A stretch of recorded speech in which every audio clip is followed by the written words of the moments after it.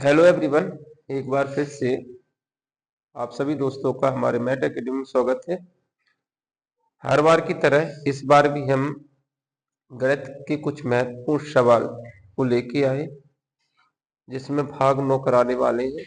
और ये जो सवाल है वो जवाहर नवोदय विद्यालय प्रवेश परीक्षा से संबंधित है, तो काफी इम्पोर्टेंट है। और इसमें हमने हर एक चैप्टर के क्वेश्चनों को लिया है, जैसे कि आपको दिख रहा होगा कि यहाँ पर प्रतिशत, लाभ हानि, औसत, कार्य समय, दूरी, सरलीकरण, भिन्न, एलसीएम, एचसीएफ और भी साधारण ब्याज, डाटा एंट्री वगैरह, ये सब चीजों को हमने यहाँ पर शामिल किया। जो भी सिलेबस के अंतर्गत आता है उन सारे क्वेश्चनों को हम यहाँ पे कवर करने वाले हैं। और शुरू करते हैं, इसके क्वेश्चन को देखते हैं क्या है आज के महत्वपूर्ण क्वेश्चन। जैसे कि देखिए आपके सामने ये क्वेश्चन है 101। इससे पहले भी क्वेश्चन हो चुके हैं, 100 क्वेश्चन इसके पहले इस सीरीज में करा चुके हैं। तो यहाँ पर ये क्वेश्चन नंबर कौन सा है? 101 है। क्वेश्चन को ध्यानपूर्वक पढ़ें और उसके आंसर को क्वेश्चन के हिसाब से ही निकालें। देखिए, दो मेजों का मूल्य उतना ही है जितना 4 कुर्सियों का है। ठीक है, दो मेजों का मूल्य कितना है? जितना 4 कुर्सियों का मूल्य है। ठीक है, यदि एक मेज का मूल्य 250 रुपया है तो एक कुर्सी का मूल्य क्या होगा? तो यहाँ पे साफ सुथरा दे रखा है कि दो मेजों का मूल्य, मतलब इसका ये होगा कि जितने में आप दो मेज खरीद सकते हैं, दो मेजों का मूल्य जो है वो 4 कुर्सियों के बराबर है। 4 कुर्सियों के मूल्य के बराबर है। इसका मतलब ये होगा कि मेज जो है महंगी है, कुर्सी थोड़ी सी सस्ती है, क्योंकि जितने पैसे में आप 4 कुर्सी ले सकते थे उतने में 2 मेजें ही आ रही है। अब उन्होंने बोला है कि एक मेज का जो मूल्य है वो 250 रुपया है। एक मेज का मूल्य कितना है? 250 रुपया है। तो दो मेजों का मूल्य कितना हो जाएगा? एक मेज 250 रुपये की आ रही तो दो मेज 500 रुपया की होंगी, जो कि 500 रुपया, 250 तो नहीं, कितना 500, यानी 500 रुपया में आप 4 कुर्सी ले सकते थे। 4 कुर्सी आ सकती है, ऐसा ही तो कहा था उन्होंने। देखिए यहाँ पर एक मेज 250 की है, यहाँ पर दो मेजों का मूल्य दिया था 4 कुर्सियों के बराबर। इसका मतलब साफ सुथरा है कि एक मेज 250 की तो दो मेज कितने की हो जाएंगी? 500 की। तो एक कुर्सी का निकालना है, तो इस 4 को इधर भेज देंगे। ठीक है, तो एक कुर्सी का जो मूल्य आएगा वो कितना आएगा? जिस वैल्यू को हम निकालते हैं उससे लेफ्ट साइड में लिख लेते हैं। गुणा वाली संख्या इस तरफ जाएगी तो भाग में जाएगी, तो 250 गुणा 2/4। दो से इसे काटेंगे, दो एकम दो, दो दूनी 4, और दो से जब इसको काटेंगे तो 125 बार कट जाएगा। दो एकम दो, दो दूनी 4, दो पंचे 10। तो एक कुर्सी का जो मूल्य है वो कितना है? 125 रुपया है। तो इसके लिए सही आंसर कौन सा होगा? दूसरा आंसर होगा। ठीक है, इस तरह के क्वेश्चन अक्सर आ जाते हैं, इसलिए क्वेश्चनों को ध्यान से समझना, जैसा कहा था वैसा ही करना है। ठीक है, तो ये स्पष्ट हो गया होगा क्वेश्चन। और इसको डायरेक्ट करें तो कुछ ज्यादा टाइम लगने वाला क्वेश्चन नहीं, समझाने में भला ही आपको थोड़ा सा वक्त ज्यादा लगता है, लेकिन जब आपके समझ में आ जाएगा, जब आपके समझ में आ जाए कि एक मेज जो है वो कितने रुपए की थी, 250 की थी, तो दो मेजों का मूल्य कितने का हो जाएगा? 500 रुपया का हो जाएगा। एक मेज 250 की, दो मेज 500 की हो गई है, यानी 500 रुपया में दो मेजें आ रही हैं जो कि 4 कुर्सियों के बराबर थी, 4 कुर्सियों के मूल्य के बराबर थी। तो यहां से हम डायरेक्ट कर सकते थे, 125 आंसर आ सकता था। जब आपकी स्पीड बन जाएगी तो इससे ज्यादा कैलकुलेशन करने की जरूरत ही नहीं पड़ेगी। और जब आपका मैथ अच्छा हो जाएगा तो इसको भी लिखने की जरूरत नहीं पड़ेगी, क्योंकि साफ लिखा है कि जो दो मेजें आ रही हैं उसमें 4 कुर्सियां आ रही हैं। इसका मतलब है जो मेज की जो रेट है वो डबल है। मेज की रेट कैसी है? डबल है। कुर्सी की रेट जस्ट उससे आधी होगी, दुगनी है ना। तो ये बात समझ में आ गई। अगला क्वेश्चन देखें।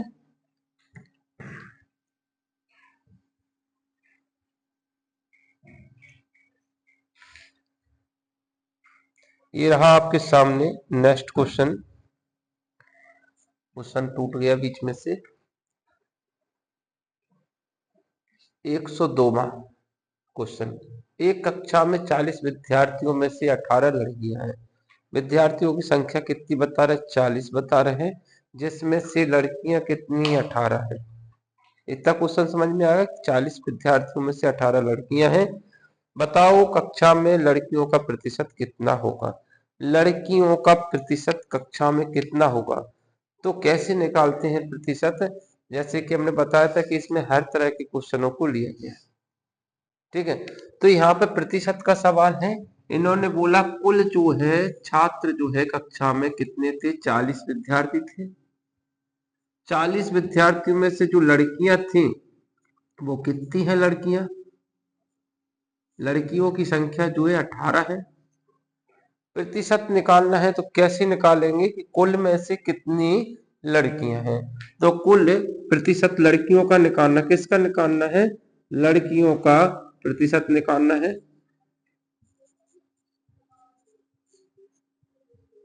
लड़कियों का प्रतिशत निकालना है तो यहाँ पर हमें पता होना चाहिए कि लड़कियां कितनी हैं और कुल छात्र कितने हैं। कुल छात्र में से लड़कियां कितनी हैं? तो लड़कियों की संख्या कितनी? 18 है और कुल कितने हैं? 40 है। क्या इससे प्रतिशत निकल आएगा? नहीं निकलेगा। क्यों? क्योंकि जब भी हमें प्रतिशत में वैल्यू निकालना होती है तो उसके लिए ये तो पता है कुल में से कितनी। तो कुल में से कितनी लड़कियां थी? 18। प्रतिशत का जब भी वैल्यू निकालना होता है तो उसमें किसका गुणा करते हैं? 100 का गुणा करना जरूरी होता है, अन्यथा प्रतिशत नहीं निकलेगा। तो हमने 100 का गुणा कर दिया, तो हमने इसको जब इसको काटा तो 0 से 0 कट गया। 2 से काटा तो 2 दूनी 4 और 2 पंचे 10। 2 से इसे काटा 2 नम 18, 9 पन्ना 45। तो इस तरह से हमने क्वेश्चन का आंसर निकाला जो 45% जो है इस कक्षा में क्या है? लड़कियां हैं। तो प्रतिशत का जब भी सवाल आता है तो प्रतिशत का सवाल आप मौखिक तौर पर भी कर सकते हो। जैसे मान लेते हैं किसी भी संख्या का, किसी भी संख्या, किसी भी वैल्यू का प्रतिशत जो होता है,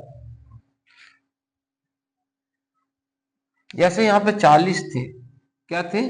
40 विद्यार्थी थे। 40 विद्यार्थियों का प्रतिशत निकालना है। अगर हम 40 में से जस्ट आधा आधा कर दें तो हमारा ये कितना हो गया? 50%। 50% हो गया कि नहीं हो गया? लेकिन अगर हमने बोल दिया कि एक साइड पे 18 कर दिया और एक साइड पे कितना कर दिया? 22 कर दिया, क्योंकि टोटल तो कितने थे? टोटल 40 है। 40 को दो जगह बांट दिया, दो जगह बांटा तो यहाँ पर 18 यहाँ पर 22 है। इसका मतलब ये कि ये 50% से ज्यादा, ये 50% से कम है। क्योंकि 50% में बिल्कुल आधा हो जाता है, बीच में से आधा भाग कितना होता है? 50% होता है। ठीक है, तो आप इस क्वेश्चन को समझ सकते हैं कि इसमें 40 विद्यार्थी में से 18 लड़कियां हैं। इसका मतलब जो आंसर है वो 50% से तो कम होने वाला था। अब इसको तुमने निकालने का तरीका पता होगा तो डायरेक्ट हिट कर सकते हो। तो इसमें एक दो ऑप्शन कट सकते थे। जैसे देखिए ये ऑप्शन कट गया, इसका बी ऑप्शन तो भाग ही गया। ठीक है, तो बी ऑप्शन हम समझ लें कि बी ऑप्शन जो हमने निकाला था वो बी ऑप्शन था जो कि 45% था। ठीक है, तो इसका सही आंसर क्या हो जाएगा? 45% है। इसमें दिया नहीं ऑप्शन ए, उसके बाद बी नहीं लिखा गया, सी और डी लिखा हुआ है। इस तरह से जब आप देखोगे तो कुछ ऑप्शन आप इसके काट सकते हो।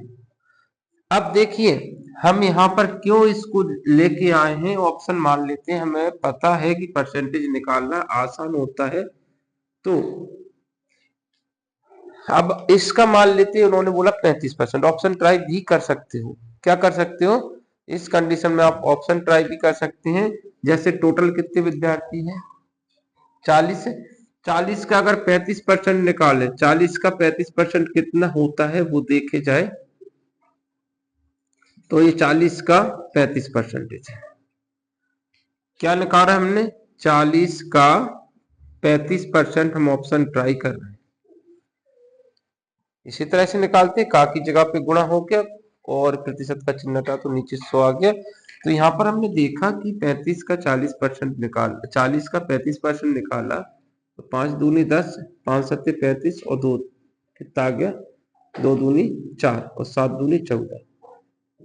अगर यहाँ पे लड़कियां 14 होती, जो 18 की जगह पे 14 लड़की होती तो वो 35% को बताती, तो हमारा ये ऑप्शन इस तरह से कट जाता। 50% वाला तो डायरेक्ट ही कट गया। देखिए ये जरूरी है, कभी कभी क्या है समय कम होता है तो डायरेक्ट अपन को आंसर पे क्या करना होता है, टिक करना होता है, तो वहां पे थोड़ा सा दिमाग लगा के भी आप आंसर को जज कर सकते हो। ठीक है, इसलिए हम ये बता रहे हैं कि किसी भी वैल्यू का परसेंटेज निकालना तो आसान है। 40 का 35% निकालने में कितना टाइम लगेगा, जस्ट निकल आएगा। तो ऑप्शन कट गया, 2 ऑप्शन कट गया, 40% निकाल दे, 40% डायरेक्ट निकल आता। 40 का 40% जो होता है वो कितना होता है, 16 होता है कि नहीं होता। तो ये ऑप्शन भी कट गया था।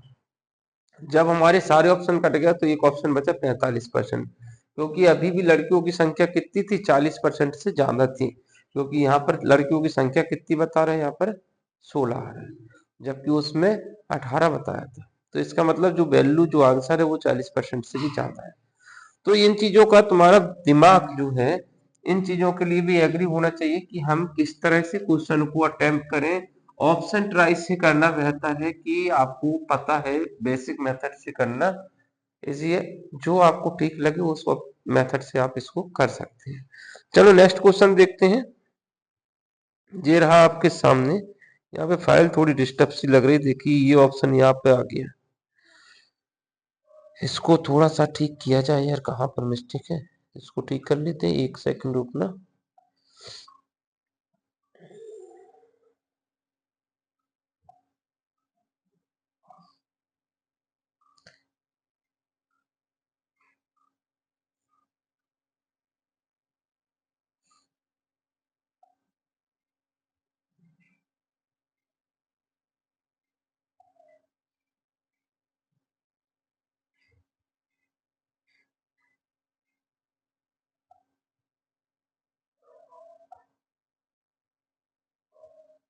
अब ठीक है।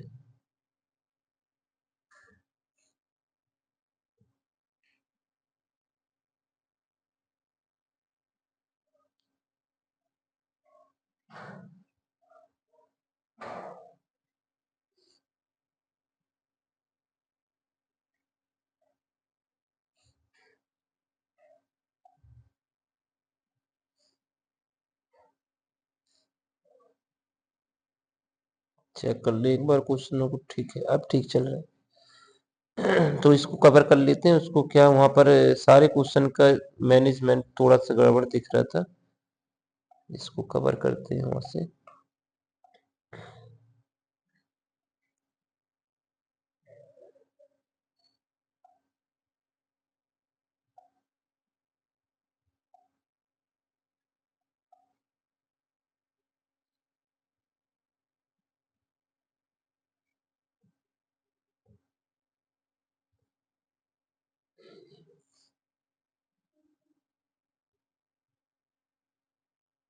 देखिए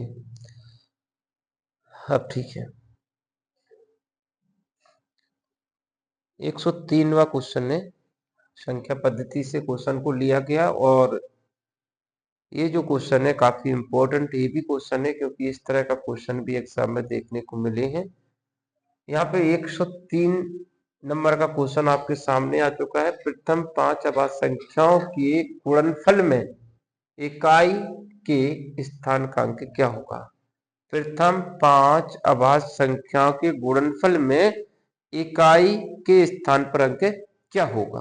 तो यहाँ पर देखा जाए तो प्रथम 5 अभाज्य संख्याओं की बात है तो पहली कौन सी होती है, सबसे छोटी अभाज्य संख्या 2 होती है। अभाज्य संख्याओं लिखा चुके हैं, आप उसको नोट कर लेना। 2 गुणा की बात कर रहे, प्रथम 5 अभाज्य संख्याओं को गुणा प्रथम से शुरू कर रहे हैं तो 2 से ही शुरू होगी, इससे पहले कोई अभाज्य संख्या नहीं मिलेगी।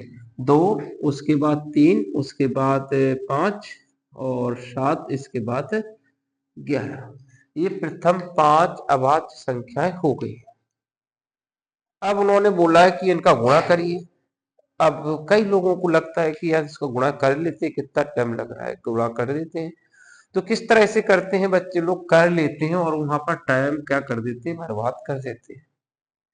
क्योंकि गुणांक उनको करना है, गुणा तो कर लोगे आप। अब मान लो प्रथम 10 अभाज्य संख्याओं की बात कर दे तो कुछ यहाँ तक पहुंच जाएंगी संख्या, फिर उनका गुणा करने के लिए बैठेंगे। तो देखिए यहाँ पर हम क्या कह रहे हैं कि आपको स्मार्ट वर्क भी करना आना चाहिए। स्मार्ट वर्क कैसा होता है कि क्वेश्चन में इकाई अंक की बात करिए, क्वेश्चन में इकाई अंक की बात करिए तो हमें अन्य चीजों से मतलब नहीं रखना चाहिए। ठीक है, अब बच्चे लोग क्या गलती करते, पहले वो देख लेते हैं, उसके बाद हम आपको बताएंगे कि सही में कैसे करना है। ठीक है, बच्चे लोग क्या करते हैं, इनका गुणा कर देते, 3 दूनी 6, 6 का इस 5 से गुणा करेंगे तो 6 पंचे 30 है। ठीक है, फिर ये 30 हो गया, 30 का गुणा किससे कर देते हैं, 7 से कर देते हैं, तो कितना, 7 × 21 210 है। फिर 210 का गुणा क्या कर देते हैं, 11 से कर देते हैं। तो 11 से जैसे गुणा करेंगे, ये तो थोड़ा सा गुणा हम जल्दी कर रहे हैं, आप लोग तो थोड़ा धीरे भी कर सकते थे। जब हमने इसका मल्टीप्लाई किया 11 से तो इतना आ गया। अब ये तो थी 5 संख्या, इसलिए आपने इतना मल्टीप्लाई कर लिया।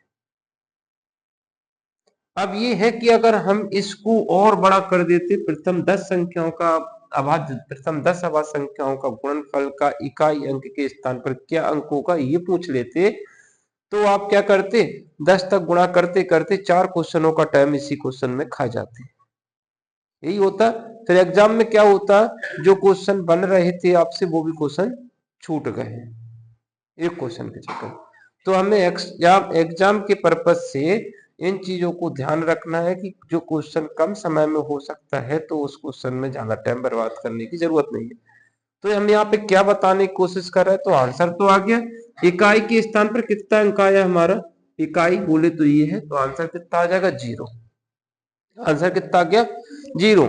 अब मुझे बताओ इन संख्याओं का क्या जरूरत थी जो हमने गुणा करके निकाली, कोई जरूरत थी क्या इनको, पीछे की संख्याएं जब हमें जरूरत थी नहीं थी तो फिर हम क्यों निकालने बैठे।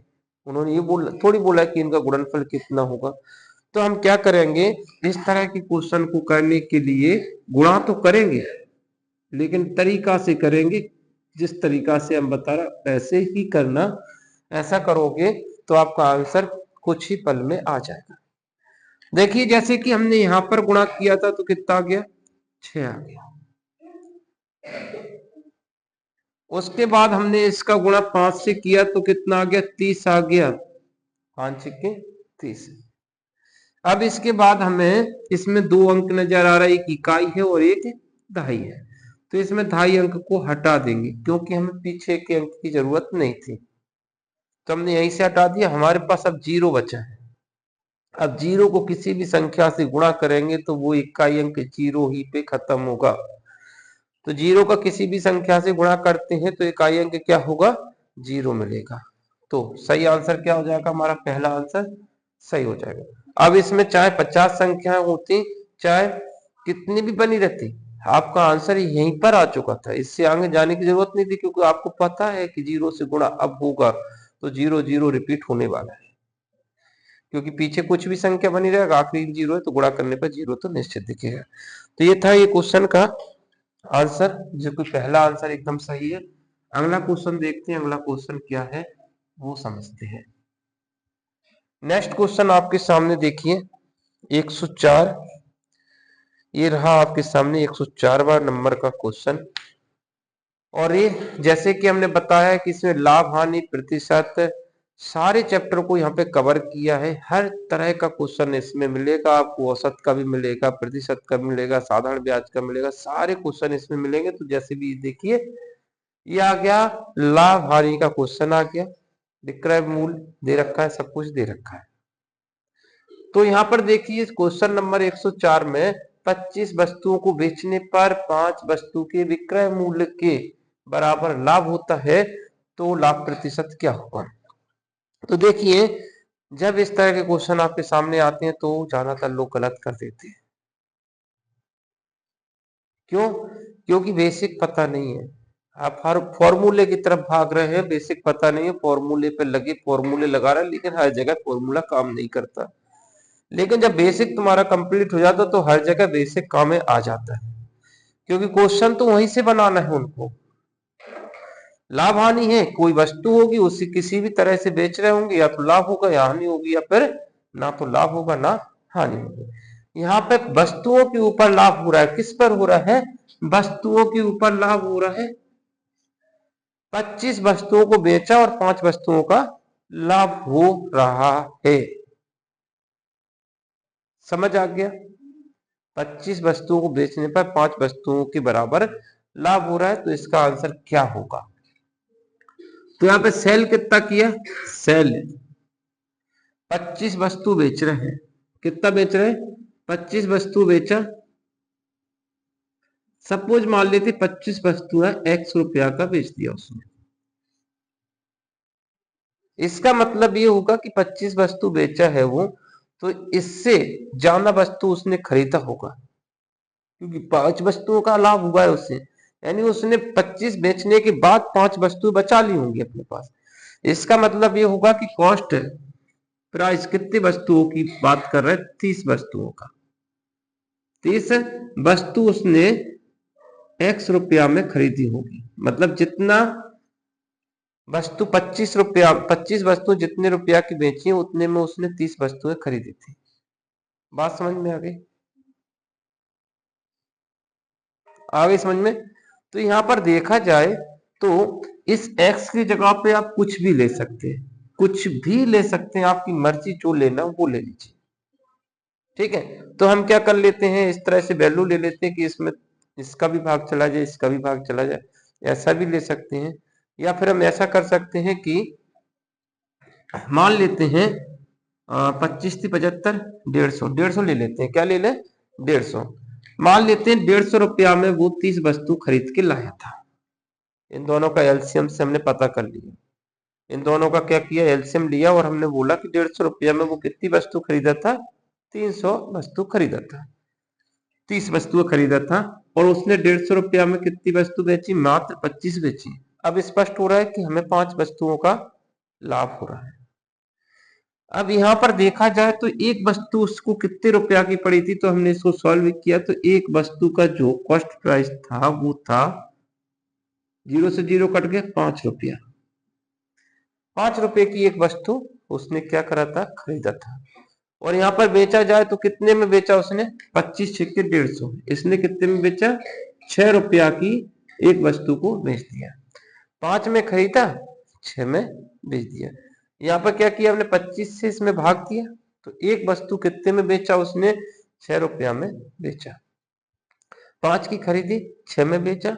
5 की खरीदी, 6 में बेचा, इसका मतलब 1 रुपया का लाभ हुआ है। 1 रुपया का लाभ हुआ है 5 पर। तो सही आंसर जो हमारे आज सामने आने वाला था वो क्या होगा? 20%। कितना होगा? 20% का इसमें लाभ होगा। अब ये तो हमने थोड़ा सा लंबे तरीका से कर दिया, इसको क्या कर दिया? बेसिक तरीका से किया है। इसको बेसिक तरीका से बोलते हैं, इसको हमने जो लगाया दिमाग उसमें बेसिक तरीका से इसको किया और ये अटेम्प्ट हो गया। लेकिन जब इस तरह के सवाल आ जाए कि हमें इतने वस्तुओं का फायदा होगा है, इतने वस्तुओं की हानि हो गई है, तो इस तरह के क्वेश्चन को करने के लिए सीधी ट्रिक पे चलते हैं। इतना करने की जरूरत नहीं थी, लेकिन हमने इसको क्यों कराया? क्योंकि हमने बोला कि बेसिक इंपॉर्टेंट होता है। आप किसी को समझा सके कि हम इस तरह से इसको कर सकते हैं, लेकिन हम इसका डायरेक्ट आंसर इस तरह से निकालेंगे करेंगे नहीं, क्योंकि एग्जाम में हमें क्या करना है? सारी चीजें ध्यान में रखना है। तो हमारे क्वेश्चन को समझते समझते आप इतना अनुभवी हो गए, इतना ज्यादा अनुभवी हो गए कि आप क्या कर रहे हो? इसकी ट्रिक खुद ही बना रहे हो और उसके आंसर खुद ही डायरेक्ट निकाल रहे हो। सीधे मुद्दे पे चले तो मुद्दे की बात तो हर क्वेश्चन में होगी, बस आपको उस चीज का बेसिक समझना है और मेन मुद्दा क्या है वो समझना है। हर क्वेश्चन को शॉर्ट में भी करा रहे हैं और उसको बेसिक से भी करा रहे हैं। अब देखिए कितने वस्तुओं का लाभ हुआ था? 5 वस्तुओं। कितने का हुआ था? 5 वस्तुओं का लाभ हुआ। दुकान से कितनी वस्तु बेची? 25 बेची। वस्तुओं के ऊपर लाभ निकाल रहे हैं। किस पर निकाल रहे हैं? वस्तुओं पर निकाल रहे हैं। क्रय मूल्य और विक्रय मूल्य पर नहीं निकाल रहे हैं। हमारी वस्तु कितनी बेची? कितने का लाभ होगा, कितनी वस्तुओं का लाभ होगा या कितनी वस्तुओं का हानि होगा। तो इंपॉर्टेंट क्या है कि 5 वस्तुओं का लाभ होगा, बिकी कितनी 25। परसेंटेज में देखना है तो 100 का गुणा। ये था इसका डायरेक्ट। क्या समझे इस क्वेश्चन से? क्वेश्चन से हम ये समझे हैं कितनी वस्तुओं का लाभ होगा या कितनी वस्तुओं की हानि हुई, वो यहां पर लिखा। कितनी वस्तु बिकी, ध्यान रखना यहाँ पे कॉस्ट प्राइस और सेलिंग प्राइस हमने हटा दिया, वस्तुओं के ऊपर निकाल है। किस पर निकाल है? वस्तुओं पर निकाल है। तो वस्तु कितनी बिकी, वस्तु कितनी बिकी 25 वस्तु बिकी, 5 वस्तु का लाभ हुआ, तो लाभ प्रतिशत निकालना है, तो सीधा सा आंसर 20% आ गया। और ये आंसर आप इस टाइप के हर क्वेश्चन पे लगा सकते हो, सीधा आंसर की तरफ जा सकते हो। कितना टाइम लगेगा? सीधा सा समझ में आ गया। कितनी वस्तुओं का लाभ है, कितनी वस्तु बिकी, या कितनी वस्तु की हानि है, कितनी वस्तु बिकी। जब वस्तुओं की बात आए तो सेलिंग में कितना वस्तु सेल किया और कितनी वस्तु लाभ हानि हुई, सीधा ये मुद्दा खत्म हो जाता है। अगला क्वेश्चन देखते हैं, क्योंकि हर एक क्वेश्चन आपके लिए इंपॉर्टेंट है। हर एक क्वेश्चन का कुछ ना कुछ इजी तरीका होता है, तो इजी के तरफ ध्यान देते हुए आगे की तरफ बढ़े। अब क्वेश्चन नंबर हम कौन सा देखने वाले? 105 नंबर का क्वेश्चन। इससे पहले 104 ही था ना? हाँ, क्योंकि नंबर हमसे अक्सर गलत डर जाते हैं। आप देखिए आपके सामने ये रहा क्वेश्चन।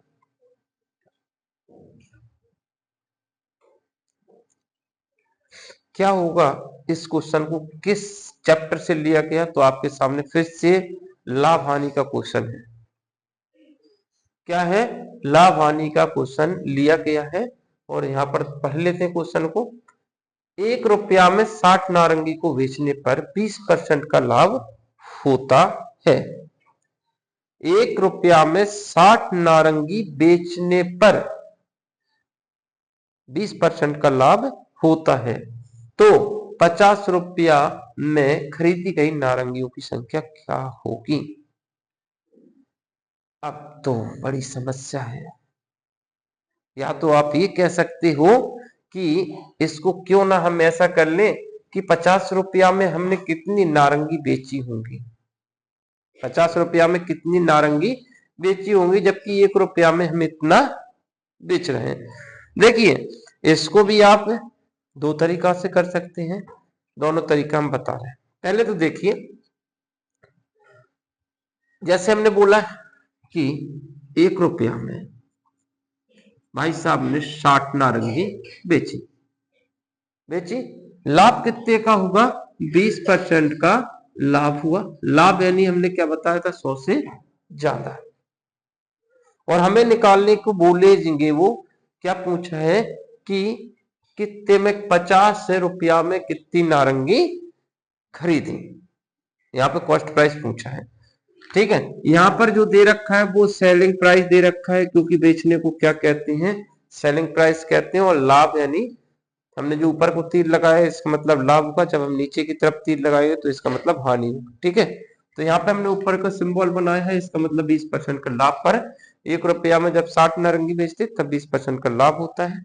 तो यहाँ पर देखा जाए 50 रुपया में कितनी नारंगी बेची होंगी उस बंदे ने?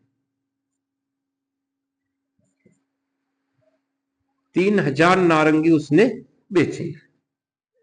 कितने रुपया में बेची? 50 रुपया में। समझ आ गया? अब जो दे रखा है 50 रुपये का भाव दे रखा है, और जो 50 वस्तु बेची तो ये सेलिंग प्राइस है, और सेलिंग प्राइस पे तो लाभ है। क्या है? लाभ है। तो इसका मतलब ये है लाभ है, तो हमने क्या बताया था कि 100 से ज्यादा दे रखा है सेलिंग प्राइस। 100 से ज्यादा बोले तो 20 ज्यादा, यानी 120% दे रखा है। कितना दे रखा है? 120% बराबर 3000 दे रखा है। 3000 संख्या है, तो 1% बराबर कितना होगा? कितना होगा 1% बराबर? तो 3000 बटे 120। हमें तो 100% से मतलब है। कॉस्ट प्राइस जो है खरीदने को क्या बोलते हैं, कॉस्ट प्राइस बोलते हैं। और कॉस्ट प्राइस मतलब क्या होता है, 100%। कॉस्ट प्राइस मतलब क्या होता है, 100%। जो कॉस्ट प्राइस पे जो वैल्यू होती है, चाहे 50 नारंगियों की हो, चाहे, क्योंकि हमें 50 का निकाल है तो 50 वस्तुओं का कॉस्ट प्राइस कितना माना जाएगा, 100% रहेगा। तो हमने जब 1% निकाल लिया, 120% दे रखा था आपको, क्योंकि 20% का लाभ हुआ था, तो 100 से ज्यादा 120% हो गया। 100 से ज्यादा बोले तो जितना लाभ होगा उतना ही जोड़ना था 100 में। तो यहां पर हमें 100% निकालना है, तो क्या करेंगे, 100 का गुणा कर देंगे। ये रहा तुम्हारा आंसर। करके देखें इसको। 0 से 0 कट गया, कहां पे काट दे, चाहे कोई भी काट दे, ये काट दो। 6 दूनी 12, 6 पंचे 30, 1 0 बचा है, 2 से काटेंगे तो 25 बार कट जाएगा। 50 50 25 का 100 से गुणा, यानी 2500 आंसर आ गया। आंसर कौन सा आ गया, तीसरा वाला। तो इतना सारा हमने समझाया, लेकिन मेन मुद्दा है, जब हमने इसको पूरा समझ लिया तो आपकी ये बात तो समझ में आ गई है कि हम इतना समझाने के बाद फाइनल ये पहुंचे हैं कि जब वस्तु पर लाभ होता है तो 100 से ज्यादा होता है, वस्तु पर हानि होती है तो 100 से कम होती है। तो सीधी सी बात ही है। और लाभ हानि जो होती है वो किस पर होती है, कॉस्ट प्राइस पर होती है। और कॉस्ट प्राइस जो होती है वो कितनी होती है, 100% होती है। ठीक, इतनी सारी हमने चीजों को एक साथ बताया, लाभ या हानि। तो यहां पर हमने सीधा सा डायरेक्ट क्वेश्चन करें तो ये बोल रहा था कि 1 रुपया में, सीधा सी बात करें तो 1 रुपया में 60 नारंगी बेचे थे। 50 रुपया की बात है, तो 50 रुपया में हमने कितने बेचे, तो सीधा सा ये बेचने को सेलिंग प्राइस कहते हैं। सीधा सा आंसर, बेचने को सेलिंग प्राइस कहते हैं। 50 रुपया में उसने बेच दिया। यहां पे भी आ गए। अब जो बेचने को जो कहा है, बेचने पर दो चीजें होती हैं, यही चीज सबसे पहले समझना है। बेचने पर दो चीजें बताई थी, लाभ या हानि। लाभ होगा इसका मतलब सेलिंग प्राइस जो दे रखा डायरेक्ट 120% दे रखा है। 120% बराबर 3000 था। 3000 निकालने से हमें 1% निकाल लेंगे, जिसका 120% दे रखा उसका कितना निकाल लेंगे, 1% भी निकाल लेंगे। 1% जब किसी वैल्यू का 1% निकालते हैं तो जितना दिया है उससे भाग दे देते हैं। और हमें 100 निकालना है तो 100 निकालने के लिए 100 का गुणा कर दिया। 100 क्यों निकाला, क्योंकि जो कॉस्ट प्राइस होती है वो 100% ही होती है, और 100% होती है तो 100% निकालना था। तो इसको जब हमने सॉल्व किया तो सीधा आंसर दिख जाएगा, आंसर भी आ गया। ठीक है, 0 से 0 कटा, काटने का आपका तरीका, जो भी जैसा भी लगे वैसा काट लो। 6 दूनी 12, 6 से काटा 50 बार कट गया। 6 पंचे 30, और 2 बार कटा था, 2 से काट दिया, 25 आ गया। 25 से इसका गुणा कर दिया, परसेंटेज के चिन्ह नहीं, तो ये 2500 आंसर आ गया। बस इतना ही कैलकुलेशन एग्जाम में करने की जरूरत पड़ेगी आपको, और बन जाएगा ये क्वेश्चन। अब इसको ना जाने कैसे कैसे तरीका से क्वेश्चन कराने की विधि है, पर हम तो जानते हैं कि हम तो सीधा तरीका से करेंगे। बेसिक इंपॉर्टेंट है। बेसिक हमने एक ही चीज बताया, बेच रहे तो लाभ होगा, हानि होगी, या फिर ना लाभ होगा ना हानि। लाभ होगा तो 100 से ज्यादा दिया, हानि है तो 100 से कम होगा, और कॉस्ट प्राइस निकालना तो 100 होगा। ये तीन चीजें यहाँ पर लाभ हानि में देखने को जरूरत पड़ती है। नेक्स्ट क्वेश्चन देखते हैं। अगला क्वेश्चन ये रहा, संख्या पद्धति का ये क्वेश्चन लग रहा है, क्वेश्चन नंबर 106। देखा, समझा, क्वेश्चन को ठीक से पढ़ा। जैसे क्वेश्चन को ठीक से पढ़ा तो आंसर भी ठीक से निकलेगा। लगातार 3 विषम संख्याओं का योगफल 51 है। लगातार 3 विषम संख्याओं का क्या दे रखा है, योगफल 51 दे रखा है। सबसे छोटी विषम संख्या क्या होगी, सबसे छोटी विषम संख्या क्या होगी। तो हम इसका डायरेक्ट आंसर निकाल सकते हैं, तुमको पता नहीं होगा लेकिन हम तो निकाल देंगे, तुम तो निकाल लेना फिर भी। कैसे निकालेंगे, तो कैसे निकालेंगे, सबसे छोटी विषम संख्या, हमारा आंसर आ गया 15। 15 है पक्का, गलत भी हो सकता है। अच्छा, तो लगातार तीन विषम संख्या, जब भी विषम हो या सम हो, दोनों ही चीजों के बीच का अंतर कितना होता है? 2 होता है। दो लगातार सम या विषम संख्याओं के बीच का अंतर कितना होता है? 2 होता है। जैसे मान लेते हैं एक संख्या हमने 3 ले ली, क्या है ये? विषम है। अगली विषम संख्या लेना है तो इसमें 2 जोड़ना पड़ेगा, क्योंकि हमने 2 का अंतर बताया है। या इसके पीछे वाली संख्या लेना है तो 2 घटाना पड़ेगा।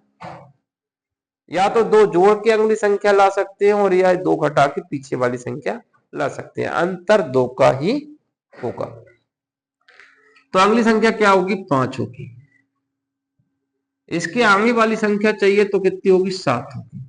2 जोड़ते जाओगे तो संख्या आती जाएगी।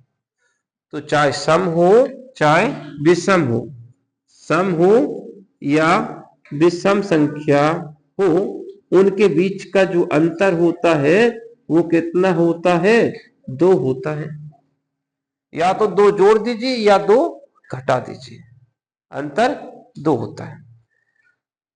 अब अगर हमने इसका आंसर 15 बताया है तो इसके पीछे कुछ ना कुछ वजह होगी। डायरेक्ट क्यों बताया? हमने सॉल्व भी नहीं किया, डायरेक्ट बता दिया, इसका मतलब हम तुक्का लगा रहे हैं। नहीं भाई, तुक्का नहीं लगाए, हमने कुछ दिमाग लगाए हैं जो कि तुमने देख नहीं पाया। चलो दिखाते हैं उसमें हमने क्या दिमाग लगाया। यहाँ पर 3 संख्याओं का योगफल दे रखा है जो कि विषम है। कितना है? विषम है। तो हमने क्या किया, जो योगफल दे रखा था वो कितना था? 51 था। इसको हमने 3 से भाग दिया, क्योंकि 3 संख्याओं का दे रखा है, तो 3 एकम 3। बीच की संख्या निकल आएगी इसमें। कौन सी निकल आएगी? बीच वाली संख्या निकलेगी जब हम इस तरह से भाग देंगे तो। लेकिन गिनती में वो विषम होना चाहिए। जैसे 3 होती, 5 होती, 7 होती, तो हम डायरेक्ट बीच वाली संख्या निकाल सकते थे। उसके आगे पीछे की तो संख्या उनके पीछे लगी है, क्योंकि हमें पता है आगे पीछे की संख्या निकालने तो 2 जोड़ेंगे तो आगे की निकलेंगी, 2 घटाएंगे तो पीछे की निकलेंगी। तो जब यहाँ पर 3 की बात कर रहे हैं, इसका मतलब हम बीच की संख्या निकाल सकते थे। बीच की संख्या निकालने तो 3 का भाग दिया तो बीच की संख्या आ गई 17। 3 एकम 3, तो 7 3 7 21। तो हमने बीच की संख्या निकाल ली, और ये हमने मौखिक निकाली थी कि बीच में कौन बैठा होगा? 17। अगर बड़ी पूछ लेते तो इसमें 2 जोड़ देते तो हो जाता 19। छोटी पूछते तो इसमें 2 घटा दिया होता तो होता 15। तो जब हमने इतना दिमाग लगा लिया कि 3 लगातार, 5 भी होती, 7 होती, 9 होती, तो इस तरह से हमें क्या करना है? डायरेक्ट हिट एंड ट्राई से नहीं, डायरेक्ट मेथड से भी कर सकते थे सीधा सा। तो हमने क्या किया, इसमें 3 का भाग दिया, 3 का भाग दिया तो बीच की संख्या निकाल ली। बीच की संख्या ही निकलेगी जब हम उसमें 3 का भाग दे रहे हैं। 5 से भाग देते तो भी बीच की संख्या निकलती, 2 संख्या इधर छूट जाती, 2 संख्या इधर छूट जाती। फिलहाल ये तो आंसर हमारा आ गया। सबसे छोटी पूछी थी तो 15 आ गया, जो कि इसमें दे रखा है। तो हमने इतना ही दिमाग लगाया था, लेकिन इतना दिमाग लगाने के लिए पता होना चाहिए कि आखिर क्या करना है। फिलहाल अब हमें तो ये पता नहीं था कि शुरू कहां से है, तो हम जब भी सम या विषम दी हो तो सेम मेथड से करते हैं। सेम मेथड से करते हैं। माना जो विषम संख्या उसे हमने x ले लिया, अगली विषम संख्या क्या होगी? 2 जोड़ते जाएंगे। हमने बताया था कि 2 का अंतर होता है। इसके आगे वाली संख्या क्या होगी? x प्लस 4 होगी। ये 3 लगातार विषम संख्याएं हो गई हैं। इन 3 लगातार विषम संख्याओं का जोड़ कितना दे रखा है? 51 दे रखा है। तो हम इन 3 लगातार विषम संख्या को जोड़ेंगे। जोड़ने के बाद किसके बराबर कर देंगे? 51 के बराबर कर देंगे। तो जोड़ लेते हैं। जैसे जोड़ेंगे इनको तो x plus 2 plus x plus 4 बराबर 51। x कितने बार दिख रहा है? 1 2 3। जब 3 बार दिख रहा है तो 3x लिखेंगे। 4 बार दिखता है तो 4x लिखते। 3 बार दिख रहा है तो इसलिए 3x लिख दिया। संख्या 2 और 4 जुड़ के कितने हो जाएंगी? संख्या अलग जोड़ा जाता है, और वेरिएबल जो दे रखा है उससे अलग। ठीक है, इन दोनों को जोड़ा, 2 और 4 कितना हो गया? 6 हो गया, जो कि किसके बराबर? 51 के बराबर है। 6 उस तरफ जाएगा तो घट जाएगा। 51 यानी 51 में से 6 जब घटेगा तो सिर्फ और सिर्फ 45 बचेगा। ठीक है, जो कि किसके बराबर है, 3x के बराबर है। प्लस की संख्या बराबर की उस तरफ जाती तो घट जाती, घटने के बाद ये इतना बचा। अब ये 3 जो है इनके बीच में गुणा होता है, लिखा नहीं है। दो संख्याओं के बीच एक वेरिएबल एक संख्या दे रखी है, उनके बीच का जो गुणा हो, बीच में जो होता है वो गुणा का चिन्ह रहता है। और ये संख्या जो बराबर की उस तरफ जाएगी तो काय में जाएगी, भाग में जाएगी। तो 45 जो है वो कहां पर आ गया, भाग में आ गया। 3 से काट दिया, 3 एकम 3, 3 बचे 15। एक्स का जो मान आया वो कितना आ गया, 15। अब यहां पर ये मिस्टेक कर देते हैं कि आंसर हमारा 15 आ गया। बाई चांस अगर उन्होंने ये बोल दिया होता है इसमें कि सबसे बड़ी विषम संख्या कौन सी है, सबसे बड़ी विषम संख्या कौन सी है, तो इतनी मेहनत करने के बाद भी आंसर गलत हो जाता है। क्यों, क्योंकि सबसे छोटी पूछी तो सबसे छोटी तो 15 ही थी, जो कि हमारा निकल के आ गया। और सबसे बड़ी पूछते तो हम यहां से निकालते, सबसे बड़ी कौन सी थी यहाँ पर, ये वाली थी। तो 15 अगली संख्या होती 17, इसकी अगली संख्या क्या, 17 में जोड़ते तो 19 है। तो इसमें छोटी भी पूछ सकते थे, बड़ी भी पूछ सकते थे, लेकिन अगर बड़ी पूछ लेते तो कई लोग इस तरह से गलती करके आ जाते। बहुत सारे बच्चे जो है यहाँ पर फंस जाते हैं कि पूछा तो था, निकालने का तरीका भी पता था, और आप घर जब एग्जाम से बाहर निकले तो ये लग रहा था कि हम तो अच्छा करके आए, हमारा क्वेश्चन ये सही हो गया, बड़े खुशी से बोल रहे। लेकिन जब उसको बताया गया कि भाई तुम गलत करके आ गए, तुमने सब कुछ सही किया पर ध्यान नहीं दिया कि सबसे छोटी संख्या पूछी थी, सबसे बड़ी संख्या पूछी थी, और आप सबसे छोटी संख्या पे आंसर टिक करके आ गए, तो गलत तो हो जाएगा। तो बड़ी पूछते तो आंसर कौन सा होता, 19। दोनों चीजों को हम इसलिए बता रहा है कि इस तरह की गलती नहीं होना चाहिए, क्योंकि सरल क्वेश्चन में अक्सर इस तरह की गलती देखने को मिलती है। जो कठिन होता है उसका डायरेक्ट आंसर दिख जाता है, निकल आता है, लेकिन जो सरल होता है उसमें आपको फंसा दिया जाता है, आप वहां पे गुमराह हो जाते हैं और क्वेश्चन को गलत कर देते हैं। ये था सरल और कठिन क्वेश्चनों के बीच का डिफरेंस। क्वेश्चन नंबर अगला देखते हैं, जो कि ये रहा। यहां पर जो है घड़ी से क्वेश्चन लिया गया है, घड़ी से क्वेश्चन आ जाते हैं, समय सिर्फ घड़ी को बोलते हैं, कैलेंडर से भी क्वेश्चन आते हैं। ये क्वेश्चन घड़ी का है, क्योंकि देखो पूरा समय का समय दे रखा है। देखते हैं, और ध्यान रखें ये क्वेश्चन घड़ी के अलावा एलसीएम एचसीएफ का भी क्वेश्चन है। किसका है, एलसीएम का है। इस तरह के क्वेश्चन तुम्हें एलसीएम वाले चैप्टर में देखने को मिलेंगे। डेफिनेटली एक दो क्वेश्चन तो इसमें रखे होंगे, क्योंकि इसको करने की विधि जो है वो एलसीएम से करने की विधि है। अब यहाँ पे क्वेश्चन पढ़ लेते हैं। ये तो हमने डायरेक्ट बता दिया कि इस तरह के क्वेश्चन एलसीएम से करे जाते हैं। देखो पढ़ लेते हैं। 107 नंबर का क्वेश्चन है। 3 घंटियां 10 मिनट 12 मिनट 15 मिनट के अंतराल में बजती हैं। 3 घंटियां हैं, नंबर 1, नंबर 2 और नंबर 3। 3 घंटियां हैं, तीनों घंटियां अपने अपने समय अंतराल में बज रही है। ठीक है, ये 1 नंबर, ये 2 नंबर की घंटी यहाँ पर टंगी हुई है, और ये 3 नंबर की घंटी। इनका जो समय अंतराल है वो थोड़ा सा अलग अलग है। पहली घंटी बजती है 10 मिनट के बाद, हर 10 मिनट में बजने वाली है। दूसरी घंटी 12 मिनट लेती है एक बार बजने में। तीसरी घंटी 15 मिनट लेती है। तीनों को सबसे पहले यदि वे प्रातः 11 बजे एक साथ बजे तो पुनः एक साथ कब बजेंगे। सबको एक साथ 3 लोगों ने ऐसे बजा दिया, एक साथ बजे। अब इसको 10 मिनट बाद बजाया जा रहा है, इसको 12 मिनट बाद बजाया जाए, इसको 15 मिनट बाद बजाया जा रहा है, फिर अगले 10 मिनट बाद इसको बजाएंगे, इसको बजाएंगे, लेकिन वो तीनों एक साथ फिर से कब बजेंगी इसको ध्यान देना है। तो इस तरह के जब क्वेश्चन आपके सामने आ जाए तो आपको क्या करना है, सीधा एलसीएम ले लेना है। क्या करना है, जो समय अंतराल दे रखा है, सबका समय अंतराल दे रखा है, उन समय अंतराल का क्या लेना है, एलसीएम ले लेना है। जो भी समय आ जाएगा उसको दिए गए समय में जोड़ देना है, सीधा आंसर आ जाएगा। तो इसलिए एलसीएम एचसीएफ का क्वेश्चन है। यहाँ पे क्या बोला था, जो समय अंतराल दे रखा है 10, 12, 15, उस समय अंतराल का क्या लेना है, एलसीएम लेना है। एलसीएम लेने की मेथड आपको पता है। तो एलसीएम लेने की मेथड में हम सबसे पहले 2 नंबर से भाग देते हैं। किससे देते हैं, 2 से भाग देते हैं। 2 से उस समय देंगे, उस समय तक देंगे जब तक कि इनमें से कोई सी भी संख्या विभाजित हो रही है। कोई सी भी मतलब एक संख्या भी विभाजित हो रही है तो 2 का भाग हम उसमें देने वाले हैं। अगर 2 का भाग जा रहा है, 2 का भाग इसमें जा रहा है, इसमें जा रहा है, इसमें नहीं जा रहा है, तो जिन जिन में जा रहा है उनमें तो देंगे, जिनमें नहीं जा रहा है उसे छोड़ देंगे, वैसा का वैसा। 2 पंचे 10, 2 छक्के 12, 15 जाकिता छोड़ दिया क्योंकि 2 का भाग नहीं जा रहा है। अब इसमें 2 का भाग दे कि नहीं दे, तो इसके लिए हमें सभी नंबरों से पूछना होगा।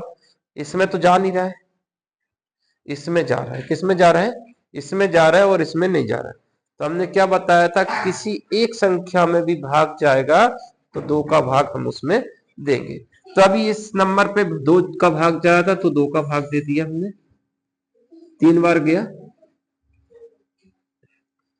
इसके बाद अब 2 का भाग ना तो इसमें जा रहा है, ना इसमें जा रहा है, ना इसमें जा रहा है, तो 2 की कहानी यहां पर खत्म।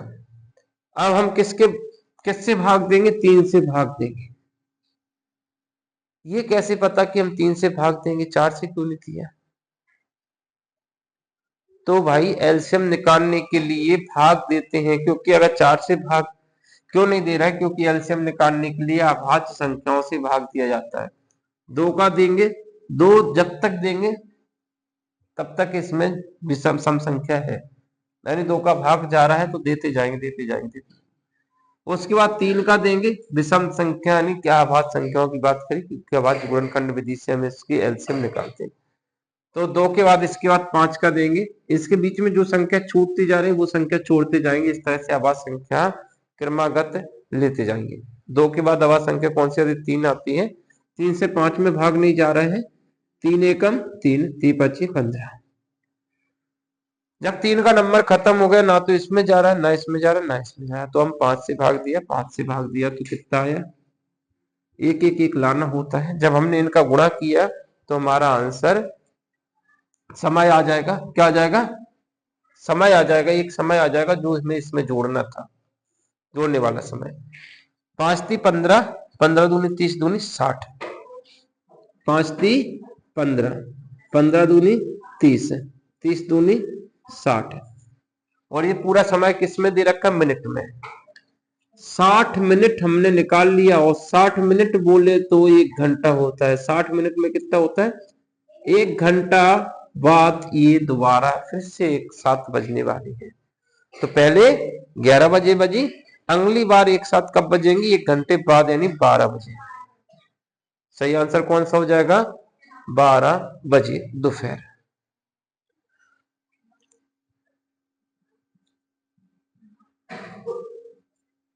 तो 11 बजे हमने क्या बताया था, जो समय दे रखा है और जो एलसीएम का जो समय आएगा उस समय को हम उस दिए गए समय में जोड़ देंगे, तो हमारा जो समय निकल के आएगा वो 12 बजे निकल के आ गया। यही मेथड बताया था हमने शुरू में।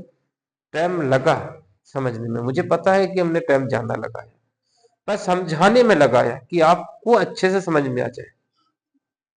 ठीक है, तो आपको समझ में अच्छे से आ जाए इसलिए हमने ऐसा टाइम लिया कि आपको समझ में आ जाए। ज्यादा टाइम लगता है तो लगने दो, लेकिन ज्यादा टाइम लग के भी हमारा अगर मैथ अच्छा हो रहा है तो करिए उसको अच्छा।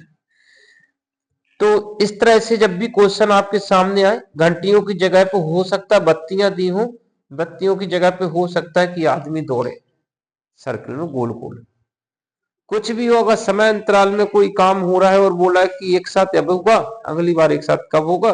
तो इस तरह क्वेश्चन तुम्हारे दिमाग में फिट हो गया, क्या करना था, एलसीएम लेके सॉल्व करना था। अब अगला क्वेश्चन आपके सामने ये रहा जो 108 नंबर का है। क्वेश्चन को पढ़ ले, फिर टाइप देखिए कि कहां से लिया गया है, कहां से क्वेश्चन बिलोंग करता है। तो किसी धन को किसी साधारण ब्याज की दर से 9 गुना होने में 30 वर्ष का समय लगता है, 30 वर्ष का समय लगता है, तो उसी दर से 17 गुना होने में कितना समय लगेगा। बहुत अच्छा क्वेश्चन है। ये कहां से लिया गया है? ये क्वेश्चन बिलोंग करता है साधारण ब्याज से। किससे आया ये क्वेश्चन? साधारण ब्याज का क्वेश्चन है। वहां से हम इस क्वेश्चन को ट्रीट करेंगे, उसमें इस तरह के क्वेश्चन देखने को मिलेंगे, तो इसका भी हम डायरेक्ट आंसर निकाल सकते हैं। देखिए 9 गुना होने में 30 वर्ष लग रहा है। इसके लिए हमने आपको एक ट्रिक बताई थी, याद है? याद है कि नहीं है? ये बताया था दर निकालना है। क्या निकालना है?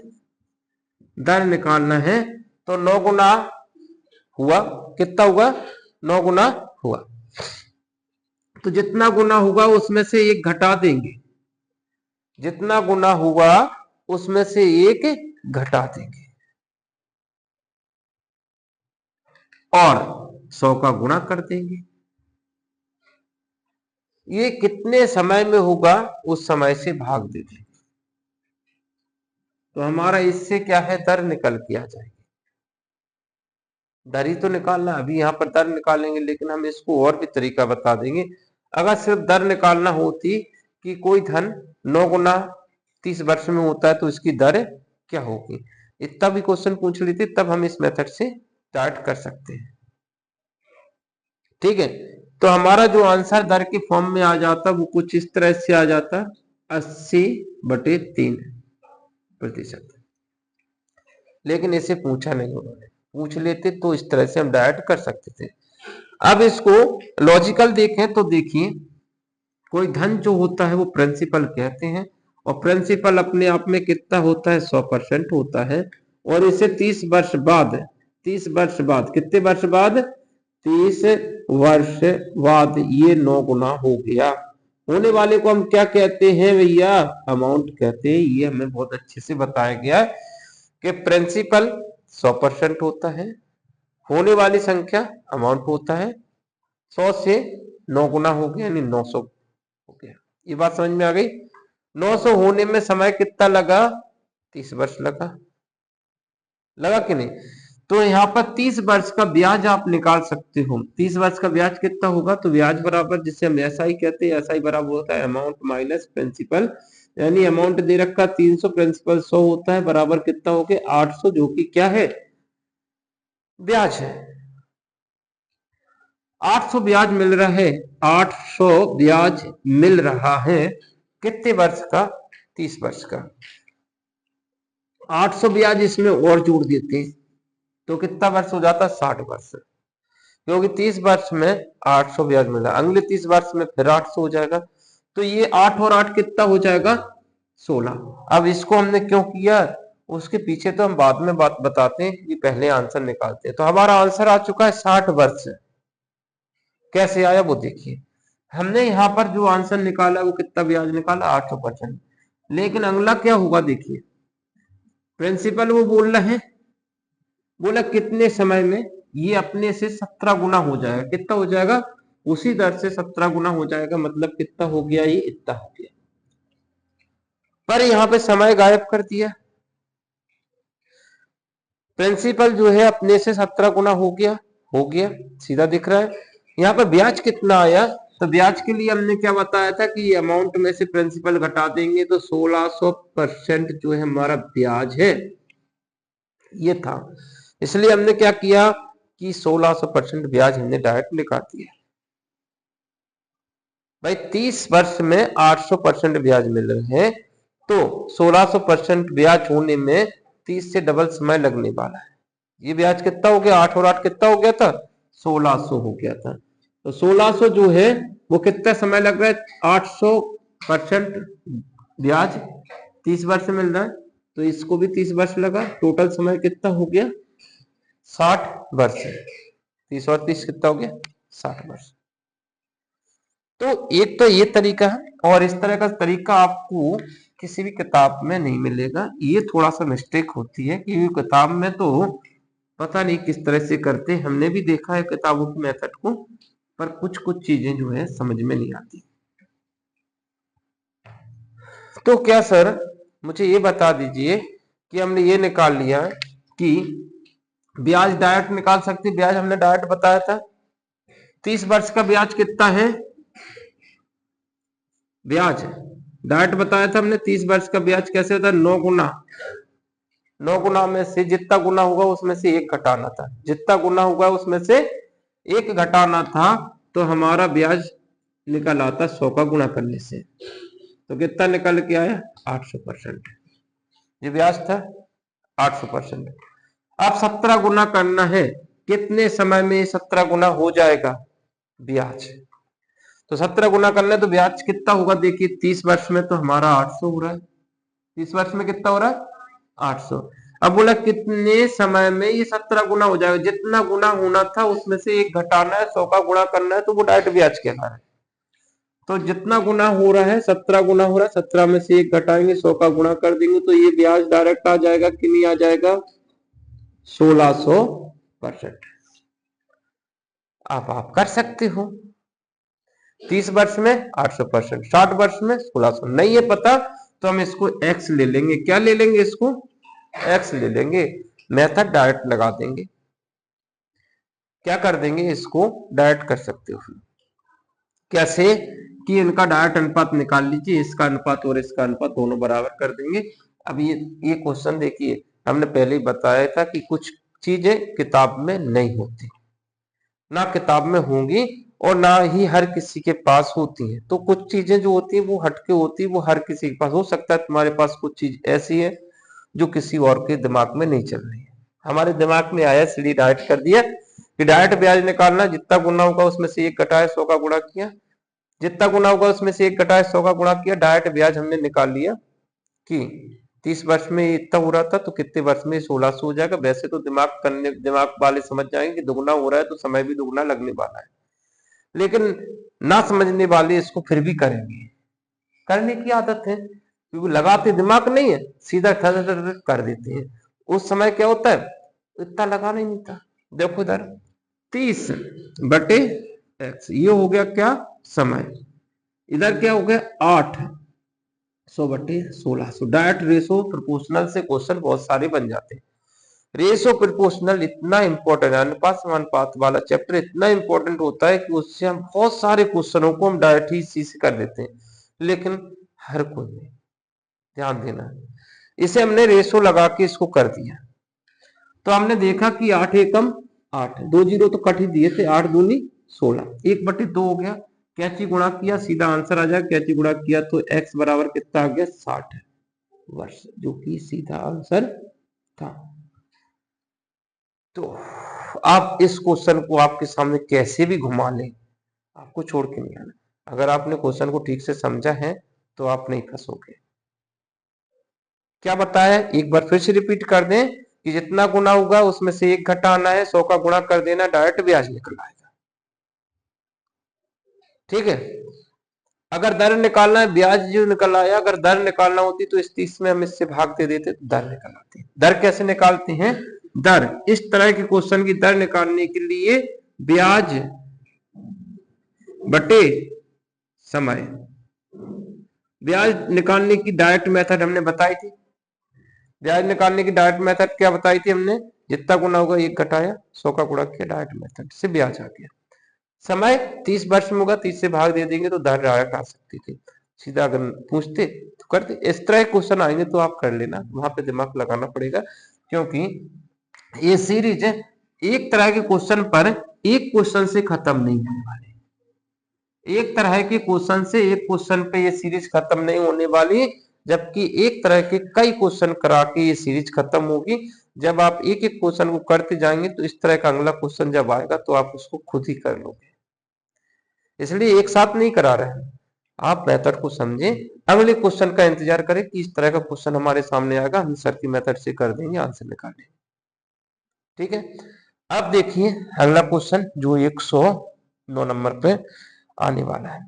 देखिए जैसे कि हमने बताया था कि इसमें हर तरह के क्वेश्चन को लिया गया, इसे देखते ही समझ में आ रहा है कि ये सरलीकरण से लिया गया है, बोर्ड मास का नियम लगेगा, सीधा क्वेश्चन बन जाएगा। ठीक, देखते हैं, क्वेश्चन को देखा और लगा कि ये सरलीकरण का क्वेश्चन है तो इसको कर लेते हैं। यहां पर आपके सामने क्वेश्चन 2 माइनस 5 माइनस 3 कोष्टक प्लस 0.8 इतना सा क्वेश्चन था। इतना सा क्वेश्चन करने के लिए अभी ये क्वेश्चन हमने गलत लिखा है। कई लोग हो सकता है यहाँ पर इस तरह की गलती कर बैठे। गलती जो हो सकती है बच्चों से उसको भी जरूरी है कि इस तरह की गलती नहीं करना है। क्वेश्चन को आपने उतारा, सिर्फ इतना उतार लिया और इसको इस तरह से करना शुरू किया तो आंसर गलत ही आएगा। अब देखें क्या हो सकता था। इसमें गलती कहां पे करी कि ये ऊपर लाइन खींची थी, उस लाइन को भी हमें खींचना है। कोष्टक में आता है जिसे रेखिक कोष्टक कहते हैं। कोष्टक हमारे सामने 4 प्रकार के होते हैं। सबसे पहले रेखिक कोष्टक हल किया जाता है, उसके बाद छोटा कोष्टक हल किया जाता है, उसके बाद नंबर आता है मझला कोष्टक हल किया जाता है, उसके बाद बड़ा ब्रैकेट हल किया जाता है। 4 कोष्टक में क्रम बाय क्रम करते हैं। तो यहाँ पर रेखिक कोष्टक वाला सवाल है, इसलिए हम इस पूरी संख्या के ऊपर एक रेखा लगाएंगे और इस क्वेश्चन को करेंगे। तो कहते हैं 2 को अपनी जगह छोड़ेंगे। अब इस रेखा के अंदर भी कुछ है, रेखा के अंदर कोष्टक है, तो इस पूरे क्वेश्चन को यहां से इतना क्वेश्चन मानेंगे, इतने क्वेश्चन में हम पहले इसको हल करेंगे क्योंकि कोष्टक के अंदर कोष्टक। तो हमने जैसे ही इसको सॉल्व किया तो ये माइनस अपनी जगह पर है, ये 2 अभी अपनी जगह पे रेखिक कोष्टक के अंदर ही चीज थी। तो क्या किया हमने 5 में से 3 घटा दिया, 5 में से 3 घटाया 2 मिल गया। अभी रेखिक कोष्टक जो था इन दोनों का मिली भगत था तो अभी भी है, इसको हटा दिया तो रेखिक कोष्टक इतने पर रह गया। अब यहाँ पर बच्चे गलती कर देते हैं। क्या गलती कर देते हैं वो देखते हैं। बच्चे लोग क्या कर देंगे वो समझते हैं। वो क्या कर देते हैं, इन दोनों को जोड़ देते हैं। क्या कर देते हैं, इन दोनों को जोड़ बैठते हैं क्योंकि वो इसका मतलब भी नहीं समझते। वो क्या कर देंगे, 2 2 और 2 कितना हो जाएगा 4, और फिर इस तरह से हल करेंगे तो आंसर गलत हो जाएगा। तो अब क्या करें भैया, ये कैसे हल करते हैं। तो इसके लिए हमें क्या करना है, ये कोष्टक है, कोष्टक के बाहर वाले चिन्ह को अभी मत देखो, पहले कोष्टक के अंदर क्या होगा है अंदर वाली चीज को देखो। तो कोष्टक के अंदर हमें ये दिख रहा है कि 2 में से 2 घटा, 2 में से 2 घटा तो क्या हो गया 0 हो गया। क्या हो गया 0। और ये पीछे जो माइनस था वो ये लगा है, ये बड़ा कोष्टक आ गया, इधर क्या है 0.8 है।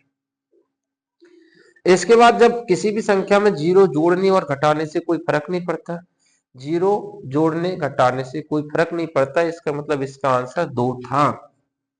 इतने का आंसर कितना 2 है और उसमें कितना 0.8 जोड़ देना है। जैसे हम इसमें 0.8 जोड़ेंगे तो ये 2 कहां पे जुड़ेगा, यहाँ पर, क्योंकि दशमलव वाले जोड़ में दशमलव का होना जरूरी है। तो इस 2 के पास दशमलव नहीं था तो 2 के दशमलव लगा दिया। किसी भी संख्या में दशमलव लगाना है तो उस संख्या के पीछे दशमलव लगा दो और उसके पीछे कितने भी 0 लगा दो, संख्या वही की वही है। तो 2 के पास दशमलव नहीं था तो 2 को दशमलव में लिख लिया। इसके बाद हम इसको जोड़ना शुरू करेंगे क्योंकि बच्चे लोग यहाँ पे भी गलती कर बैठते हैं। अभी बता रहे हैं कि दशमलव नहीं लगाते तो बच्चे कहाँ पे मिस्टेक कर देते हैं वो भी बता दें। बच्चे लोग बड़े सियाने होते हैं, उनका डायरेक्ट दिमाग काम करता है सुपर फास्ट। तो आंसर क्या होना चाहिए था दूसरा, लेकिन बच्चे इसको कैसे कर देंगे, इस 2 को इस 8 में जोड़ देंगे तो आंसर क्या हो जाएगा, बस आगे आंसर। तो भैया ऐसा नहीं करना है, जो जैसे होता है वो वैसे करना है। करते हैं बोर्ड मास का जिसे नियम पता नहीं है वो इस तरह के सवाल को कैसे करते हैं, 4 - 2 भाग 2, इस तरह को वो सवाल कैसे करते हैं। देखो भैया पहले 4 में से 2 घटा लेते हैं, क्यों घटाना तो हमको आता है। तो 4 में से 2 घटाया तो आंसर 2 आ गया। जब हमने इसको पहले ऐड कर दिया तो आंसर 2 आया, 2 में 2 का भाग दे दिया, आंसर तो आ गया पार्ट 1। भाई तारे जमीन में जो बच्चा कर रहा था वो कुछ ऐसे ही कर रहा था, कुछ चलता था कर लेता है। फिलहाल क्वेश्चन का आंसर तो गलत हो गया। करना कैसे था भाई, बोर्ड मास को देखना था। पहले तो यहाँ पे भाग होता, भाग का आंसर 1 आता, 1 इसमें से घटता तो आंसर 3 आना था, लेकिन इसमें से क्या आया, 2 आया निकल के। बच्चों का दिमाग काम कर रहा था और काम करता है। तो इस तरह से नहीं होता कि आप गलती ना करें, जो गलती हो सकती है बच्चे लोग कर सकते हैं, उस गलती को जरूरी था, इसलिए हमने बताया कि क्वेश्चन को किस तरह से हल करना। क्वेश्चन नंबर अगला देखते हैं क्या हो सकता है।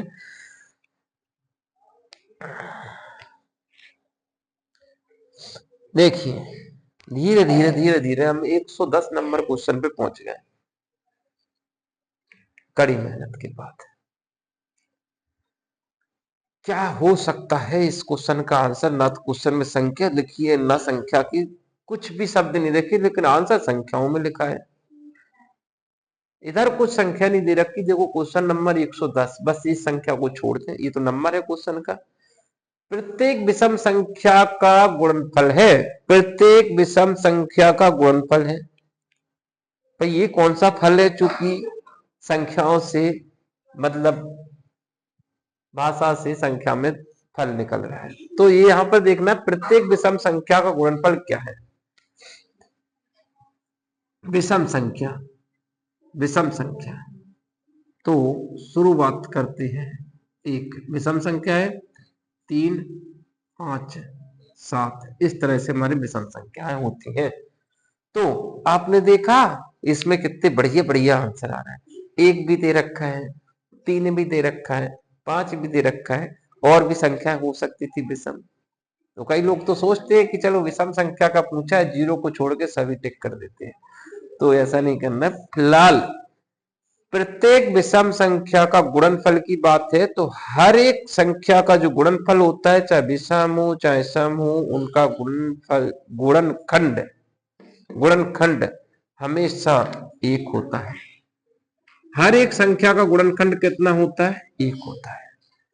पता कैसे चलता है? क्योंकि कोई भी संख्या गुणनखंड है तो उस संख्या का भाग चला जाता है। तो यहां पर क्या है, यहां पर अगर हम बात करें कि ये इसका गुणनखंड 1 कैसे, अगर गुणनखंड है तो इसमें भाग जाना चाहिए, तो 1 का तो सभी संख्याओं में भाग चला जाता है।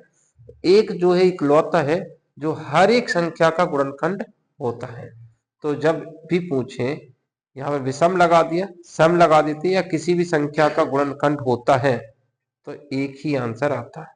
ठीक है, हमेशा होता है, हमेशा की बात हो, है ना। तो 1 जो है सभी संख्याओं का गुणनखंड होता है। ये थ्योरी वाला क्वेश्चन है, इसलिए थ्योरी से नंबर में चेंज कर दिया। अगला क्वेश्चन देखते हैं, एकदम इजी क्वेश्चन है, इसमें ज्यादा टाइम नहीं लेंगे। 111 नंबर का क्वेश्चन है। 9875 तथा 8765 के योग से जो संख्या घटाने पर संख्या 1200 प्राप्त हो वह है। इनके योग फल में से क्या घटा दें कि जो आंसर आ जाए वो कितना आ जाए, आंसर आ जाए वो कितना आ जाए 1200 प्राप्त हो। तो इन दोनों को जोड़ेंगे, नियम लगाएं, काटो जोड़ो, काटते जाओ जोड़ते जाओ। 5 और 5 10, हासिल लग गया 1, 6 और 7 13, 13 में 1 हासिल जुड़ गया 14, 7 और 8 15, 15 में 1 जुड़ गया 16, 8 और 9 17, 17 में 1 जुड़ गया तो 18। ये था इनका जोड़।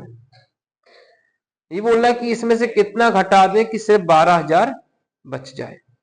तो इसमें से हम क्या कर देंगे, 12,000 को ही घटा देंगे, तो हमारा आंसर आ जाएगा। यहां पर बात क्या हुई कि ये जो था, ये जो नंबर था 9 8 7 5 प्लस 8 7 6 5 बराबर क्या घटा दें, तो हमने बोला कि x घटा दो। तो आंसर कितना मिलना चाहिए, 12,000 मिलना चाहिए था। ये बोला कि इनकी योगफल में क्या घटा दे कि 12,000 मिल जाए, तो हमने इनको जोड़ा तो इतना आ गया। फिर इस संख्या को उस तरफ लेगा तो प्लस की हो, इसको इस तरफ ले तो घट जाएगी। तो जब भी इस तरह की बात हो, क्या किया, इनको दोनों को जोड़ा तो कितना 18, 6 4 0 आ गया। इसमें x था, x है 12,000 अपनी जगह पर है। तो ये संख्या प्लस की माइनस की तो उस तरफ जाएगी तो प्लस की हो जाएगी।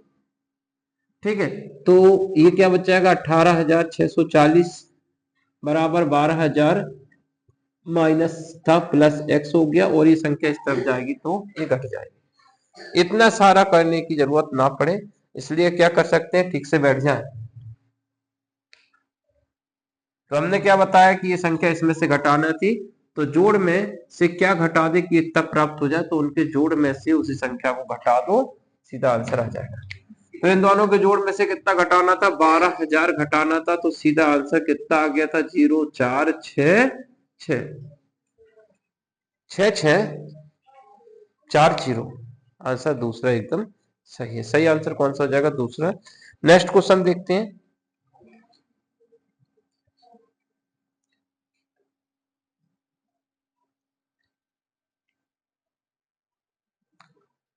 अगला क्वेश्चन 112 नंबर का ये रहा।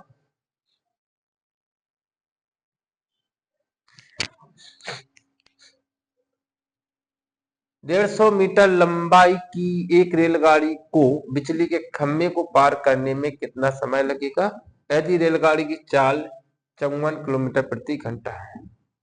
ये जो क्वेश्चन है वो है समय ने चाल और दूरी से, चाल दूरी समय, ठीक है, यानी उससे दिया गया है क्वेश्चन। एकदम इजी क्वेश्चन है, बहुत ही इजी क्वेश्चन है।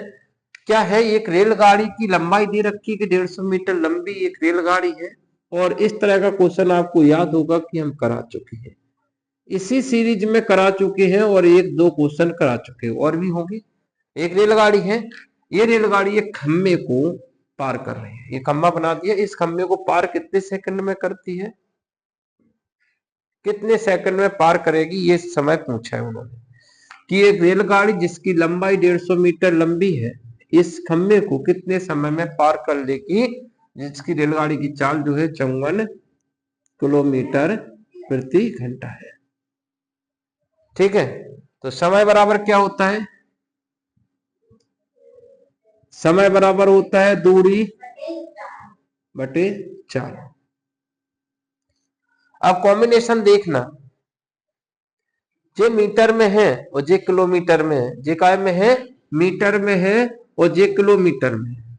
बात जब तक फिट नहीं होगी जब तक कि एक जैसी नहीं होगी। तो हम क्या करेंगे, जब किलोमीटर को मीटर में बदलना होता है तो 5/18 का गुणा करते हैं किसमें, 54 में। 54 में ही नहीं करेंगे, जो संख्या दे रखी उसको, इसको बदलना था, जिस संख्या को बदलना है किलोमीटर प्रति घंटे से मीटर प्रति सेकंड में बदलना है, तो हम क्या कर देंगे, 5/18 का गुणा कर देंगे। तो हम यही करने वाले हैं। यहाँ पर दूरी कितनी है, 150 मीटर, दूरी कितनी है, 150 मीटर। चाल कितनी है, 54 किलोमीटर में था, मीटर बदलने 5/18 का गुणा अभी बताया है। अब इसको काटेंगे तो आंसर निकलेगा 18 × 54, 3 बार कट गया, ठीक है, 5 × 15, तो हमारे सामने 150/3 गुणा कितना बचा, 5 बचा। तो इनको डायरेक्ट कह सकते हो, चाहे तो इनको गुणा करके 15, 15 से कट जाएगा तो 10 आंसर आ जाएगा। कितना आ जाएगा, 10 सेकंड। सही आंसर कौन सा आ जाएगा, पहला आंसर। ठीक है, इस तरह क्वेश्चन भी आते हैं एग्जाम में, पूछ आया तो आपको छोड़ना नहीं। अगर आप हमारे द्वारा बनाए हुए हर एक वीडियो का महत्व समझते हो तो इस तरह का क्वेश्चन आप छोड़ के नहीं आओगे। ठीक है, क्योंकि आप ठीक से समझोगे तो क्वेश्चन बन जाएगा। अब इस तरह के क्वेश्चन और भी आएंगे आपके सामने, बस ये है कि आपकी बार में जब क्वेश्चन आए तो आपकी बार में आपको खुद ही बन जाना चाहिए। चलो देखते हैं अगला क्वेश्चन। 113 नंबर का ये क्वेश्चन रहा।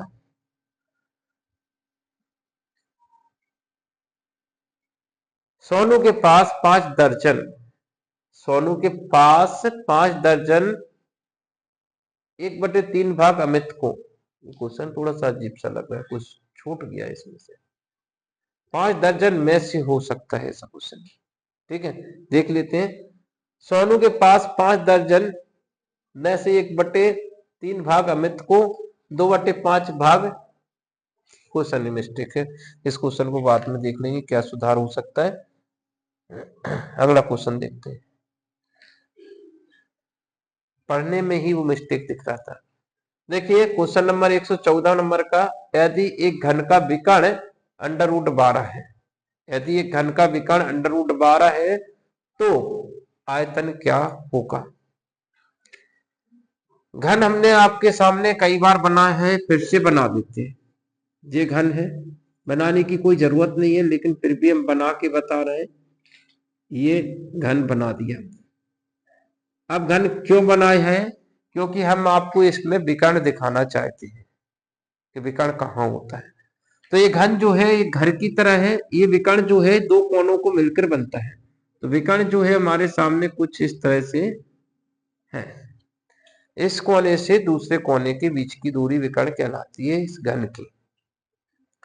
विकर्ण की माप दे रखी है, घन का विकर्ण कितना दे रखा है, √12 दे रखा है। √12 जो है घन का विकर्ण दे रखा है, और घन का जो विकर्ण होता है वो क्या होता है, भुजा का √3 गुना होता है। विकर्ण का फॉर्मूला याद रख लेना, विकर्ण का फॉर्मूला जो है, विकर्ण का घन का विकर्ण जो होता है भुजा √3 गुना होता है, जो कि कितना दे रखा है यहाँ पर 12, √12। ये भी अंडर में है, ये भी अंडर में है, ये एक दूसरे को घुस के मार देंगे, काट देंगे। ठीक है, अगर एक संख्या भी अंडर के बाहर होती तो नहीं काट पाते, दोनों के पावर सेम है। तो ये अंडर के अंदर है, ये भी अंडर के अंदर है, तो ये घुस के अंदर काट देगी, तो ये कितना बचेगा, 3 चौके 12, यहां से कट गया। तो यहां से जब ये कट गया तो हमारी भुजा निकल के आ गई है कि √4। √4 का जो मान होता है वो कितना होता है, 2 होता है। समझ में आ गया कि जब भी काटा क्यों है, इसको देख लेते। फिलहाल इसको √3 लिखा था, इसने इसको इसके घुस के अंदर काट दिया।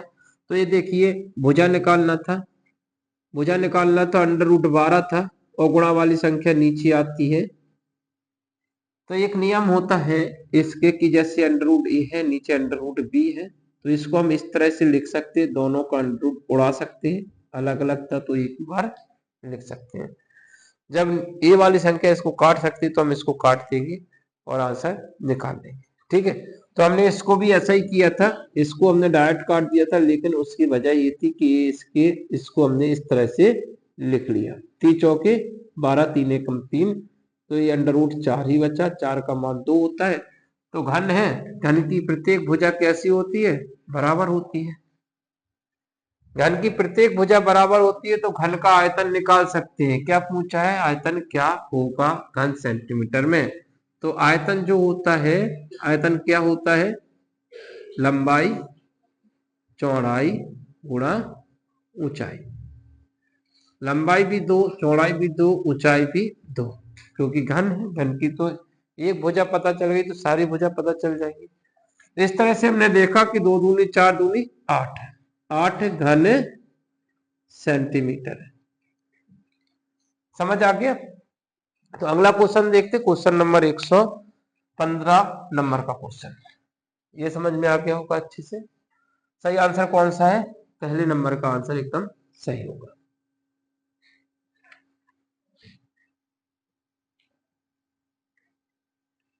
अगला क्वेश्चन लगा देते हैं, जब तक आप क्वेश्चन तो ही पढ़ लेंगे। ये रहा आपके सामने अगला क्वेश्चन।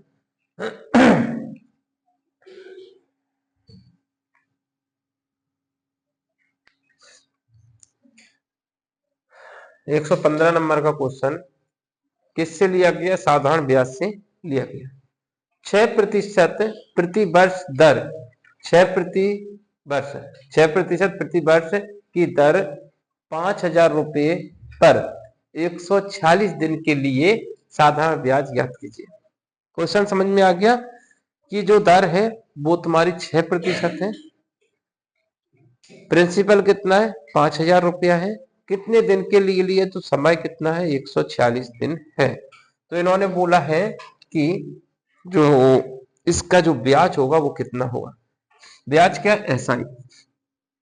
एसआई बराबर क्या होता है, प्रिंसिपल रेट टाइम बटा 100। ठीक। अब यहां पर ध्यान देना कि जो समय जो सब कुछ दे रखा है, दर जो है वो प्रति वर्ष दे रखा है, वार्षिक दे रखी है। समय जो दे रखा है वो दिनों पर दे रखा है। तो एक वर्ष में कितने दिन होते हैं, जब भी दिनों पर दे होता है समय, तो एक वर्ष में कितने दिन होते हैं, 365 दिन होते हैं। तो इसमें 365 का भाग लगेगा, क्योंकि पूरे साल में 365 दिन होते हैं। तो उन्होंने पूरे साल का नहीं दिया, 365 में से कितने दिन का ब्याज दे रहा है, वो मात्र 146 दिन का ले रहा है। तो आंसर हमारा इससे निकल आएगा, प्रिंसिपल 5,000 रुपया, रेट 6, समय 146 दिन बटे में 100। जो कुछ काट और गुणा और बचा है 365 काट लेते हैं, कुछ कुछ कट जाएंगे, ज्यादातर कट रहे हैं तो काट देंगे, ये कट गया। ठीक है। अब ये जो है इनका गुणा करेंगे और इससे भाग दे देंगे। तो इसको कटते बन रहा है क्या, ये किसी संख्या से कट रहा है क्या, 5 से काट लेते फिलहाल, 5 10 50 से, 5 सत्ते 35, 5 सत्ते 35 है, और 5 3 15। देखिए 73 दूनी कटता है, 73 दूनी कितना होता है, 146 है, 73 दूनी 146 है। 6 दूनी 12, 12 का 10 से गुणा तो 120 आ गया, कितना आ गया, 6 दूनी 12, 12 का गुणा 10 से किया तो 120 आंसर आ गया। सही आंसर कौन सा होगा, दूसरा। बातें होने लगी पीछे।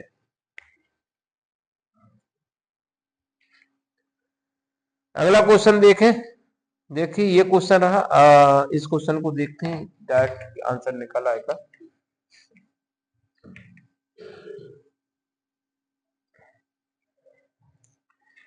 क्वेश्चन नंबर 16 आपके सामने है,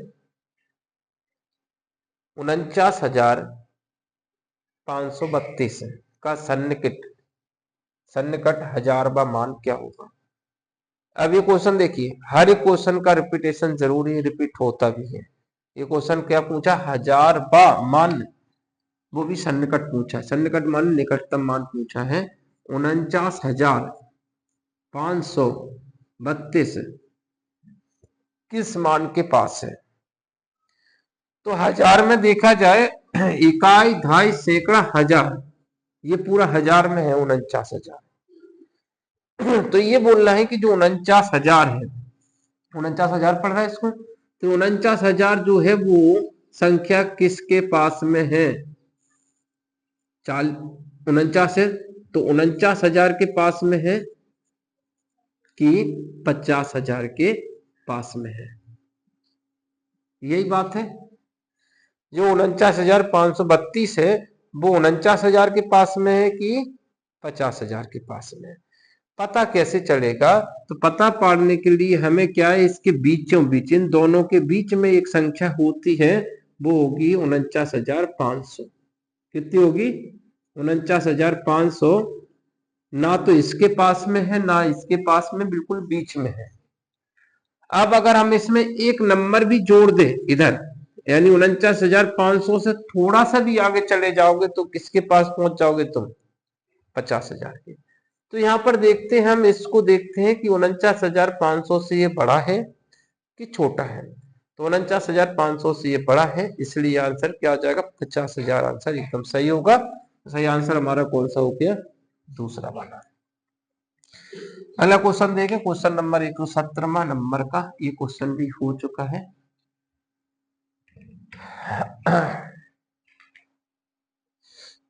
ये रहा आपके सामने नेक्स्ट क्वेश्चन, देखते हैं। किसी वर्ग के विकर्ण की लंबाई 2 सेंटीमीटर है। किसी वर्ग के विकर्ण की लंबाई दे रखी है, अभी घन का था, अभी ये विकर्ण किसका आ गया, वर्ग का आ गया। निम्न में से कौन सा वर्ग के क्षेत्रफल को निरूपित करेगा। मतलब वो चाह रहे हैं कि एक वर्ग है जिसकी विकर्ण की माप दे रखी है। इसको हम डायरेक्ट मेथड से भी करा सकते हैं, क्षेत्रफल दो तरीका से निकाल सकते हैं, एक तो विकर्ण की माप पता हो उससे निकाल सकते हैं, एक ये पता हो कि भुजा क्या है।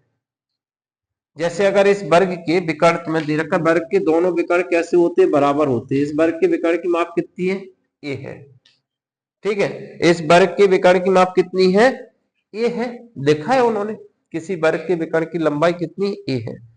तो जब ये विकर्ण जो होता है वो क्या होता है, कोनों को मिलाने से विकर्ण बनता है। ये कोना भी विकर्ण है, तो ये कोने क्यों छोड़ दिए, ये भी तो विकर्ण हो सकता था। तो ये विकर्ण तुम्हारा ये रहा। ये विकर्ण की माप भी कितनी होगी, ए होगी। दोनों विकर्णों की माप दे रखी है। अब अगर आपको भुजा निकाल के आंसर निकालना है कि आप विकर्णों के फॉर्मूले से आंसर निकालना है, ये डिपेंड आप पे करता है। हम तो दोनों फॉर्मूले को ध्यान में रखे हैं। विकर्णों से जब निकालते हैं तो विकर्णों के लिए क्या होता है, वर्ग का क्षेत्रफल किस पर, विकर्ण पर। जब विकर्ण पर वर्ग का क्षेत्रफल निकालना होता है तो क्या करते हैं, 1/2, 1/2 विकर्णों का गुणा। एक तो विकर्ण ये था AC गुणा एक विकर्ण ये है BD, विकर्णों के गुणा कर देंगे और दोनों विकर्णों की लंबाई कैसी है, बराबर है। सीधा आंसर आ जाएगा 1/2 A गुणा A, और A का A से गुणा हो जाएगा तो A² बटे कितना हो जाएगा, 2 वर्ग सेंटीमीटर। सही आंसर कौन सा हो गया, तीसरा आंसर इसका एकदम सही होगा। अब इसको तुम चाहो तो किससे कर सकते हैं, इसको हम डायरेक्ट कर सकते हैं, किससे, भुजा निकालकर। ये तो डायरेक्ट ही किया था, अगर भुजा पता करना है तो कैसे करेंगे सर जी, हमको तो भुजा से निकालना आता है। तो भुजा देखिए, वर्ग का विकर्ण दे रखा है, वर्ग का क्या दे रखा है, विकर्ण। वर्ग का विकर्ण बराबर अंडर रूट, फोन डिस्टर्ब करते हैं। वर्ग का विकर्ण दे रखा है ए, वर्ग का विकर्ण का फॉर्मूला होता है भुजा अंडर रूट 2 बराबर कितना, ए। तो भुजा कितनी आ जाएगी, A/√2 आ गई भुजा। पता होना चाहिए वर्ग का विकर्ण जो होता है भुजा का अंडर रूट 2 गुना होता है। घन का विकर्ण इसमें बताया था वो अंडर रूट 3 गुना होता है, यहाँ पर वर्ग का विकर्ण है इसलिए अंडर रूट 2 गुना होता है। तो बस इससे निकल आएगी, जब हमारी भुजा पता चल गई तो क्षेत्रफल निकाल लेंगे। ये भुजा, वर्ग की हर एक भुजा क्या होती है, बराबर होती है। क्षेत्रफल निकालना है तो क्या होता है, वर्ग का क्षेत्रफल निकालना है तो लंबाई गुणा चौड़ाई। तो A का A से गुणा होगा तो A² होगा और अंडर रूट से अंडर रूट कट जाएगा तो 2 होगा, क्योंकि गुणा है तो ये अंदर जाके गुणा कर देगा। 2 दूनी कितना हो जाएगा, 4, 4 का वर्गमूल कितना होता है, 2। तो आंसर कितना आएगा, तीसरा। जैसे आपको निकालती बने वैसे निकाल लेना, बस बशर्ते क्या करना है, आपको क्वेश्चन गलत नहीं करना है, मतलब नहीं करना है। अगला क्वेश्चन देखें।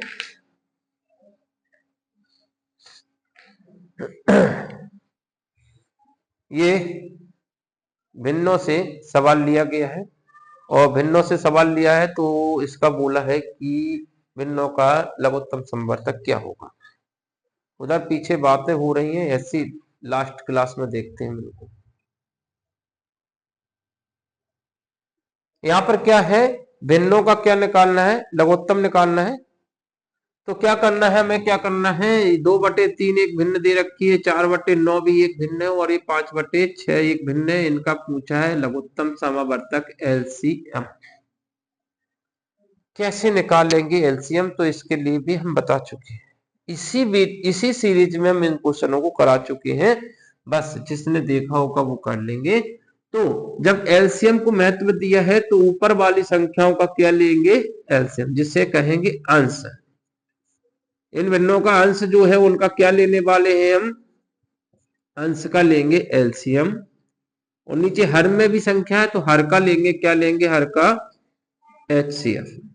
ये दो चीजें होती हैं। तो LCM 2, 4 और 5 है। 2 4 5 का एलसीएम जो आने वाला है वो 20 होगा। कितना होगा? 20 है। निकाल के बता दें। 2 4 5 है। सबसे पहले 2 का भाग लगाएंगे। 2 एकम 2, 2 दूनी 4, 5 का 5 है। ठीक, फिर 2 का भाग जा रहा है, इस संख्या में जा रहा है 2 का भाग। एक भी संख्या अगर बचती है तो 2 का भाग हम लगाएंगे। तो 1 1 और 5 है। अब लास्ट 5 बचा है तो 1 भाग दे दिए। 5 दूनी 10, 10 दूनी 20 है। तो ऊपर तो 20 आ गया, अंश में क्या आ गया? 20 है। नीचे वाले का एचसीएफ लेंगे तो इन तीनों का एचसीएफ जो है वो कितना आ गया? 3 आ गया। कितना आ गया? 3। ये एलसीएम एचसीएफ वाले चैप्टर में आप क्लियर कर सकते हो। तो सही आंसर हमारा कौन सा आने वाला है? दूसरा। एचसीएफ वह छोटी से छोटी संख्या होती है जो इन सभी संख्याओं को भाग कर देती है, इन सभी संख्याओं में विभाजित कर देती है।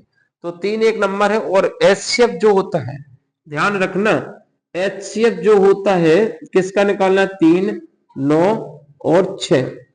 किसी भी, बहुत सारी संख्या है आपके सामने, जब एचसीएफ की बात होती है तो सबसे छोटी वाली संख्या से बड़ा एचसीएफ नहीं हो सकता। एचसीएफ क्या नहीं हो सकता? इन तीनों संख्याओं का एचसीएफ लेना, 3 9 और 6। तो इनका एचसीएफ लेना है तो इस 3 से बड़ा एचसीएफ इसका नहीं हो सकता है। 3 से छोटा हो सकता है पर 3 से बड़ा नहीं हो सकता। जो सबसे छोटी संख्या दे रखी उससे बड़ा एचसीएफ कभी भी नहीं आता। तो इसका 6 9 तो एचसीएफ आ नहीं सकता, 6 भी नहीं आ सकता। 3 है जो एचसीएफ हो सकता है। तो 3 को हमने इसमें भाग दिया, इसमें भाग दिया तो चला गया। तो इसका मतलब इनका एचसीएफ कितना है? 3 है। लॉजिकल तरीका से क्या होता है कि एचसीएफ न्यूनतम संख्या होती है, मतलब उस संख्या में सबसे छोटी जो संख्या होती है वो एचसीएफ हो सकता है या उससे भी छोटा एचसीएफ हो सकता है। समझ आ गया? तो अगला क्वेश्चन देखते हैं। अगला क्वेश्चन क्या है?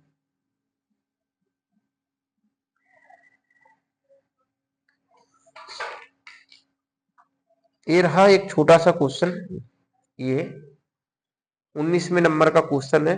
यहां पर आपको सॉल्व करना है। क्या है? 0.05 गुणा 5 माइनस 0.005 गुणा 5। ये सवाल है, छोटा सा सवाल है, बहुत बड़ा सवाल नहीं है। गुणा करना है 5 पचम 25। क्या स्थान बाद दशमलव था? 2 स्थान बाद, तो 2 स्थान बाद दशमलव लगा दिया। ये तो हो गया इसका आंसर। अब इसी तरह से हम क्या करेंगे? इधर कर देंगे पचम 25, 0.025। 3 स्थान बाद दशमलव था तो ये रहा। अब इसको इसमें से घटाना है। इसमें से क्या घटाना है? इसको घटाना है। तो 0.25 में से क्या घटाना? 0.025 घटाना है। तो ऊपर एक जीरो लगा लेंगे अपने तरफ से, ना तो आप आंसर गलत निकाल लोगे। 10 में से 5 जाएगा, 5 बचेगा और 10 माना तो एक हासिल लग गया। 5 में से 3 गया, 2 बचा और ये 2 आ गया। तो सही आंसर कौन सा हो जाएगा? दूसरा आंसर एकदम सही होगा। आज का लास्ट क्वेश्चन देख लेते हैं। ये रहा आपके सामने लास्ट क्वेश्चन और किस तरह से इसको हल करें उसको भी देख लेते हैं। निम्न में से सबसे छोटी भिन्न कौन सी है? तो सबसे छोटी भिन्न निकालना है।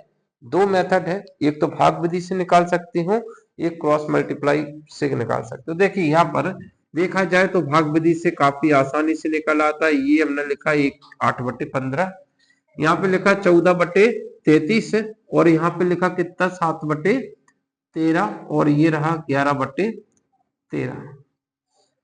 सबसे छोटी भिन्न पूछी है, सबसे छोटी पूछी, सबसे छोटी भिन्न कौन सी है? तो हम जब इसमें भाग देंगे, सब में भाग देके देखेंगे और आंसर निकाल लेंगे। 8 में 15 का भाग लगाया तो 0 लगाएंगे तो क्या बन जाएगा? यहाँ पे दशमलव लग जाएगा, लग जाएगा। 15 चौके 60, 15 पन्ना 75, 5 बार जा रहा है। 15 पन्ना 75, 5 बच गया, 15 थी 45। तो 2 अंक तक हमने इसको निकाल दिया।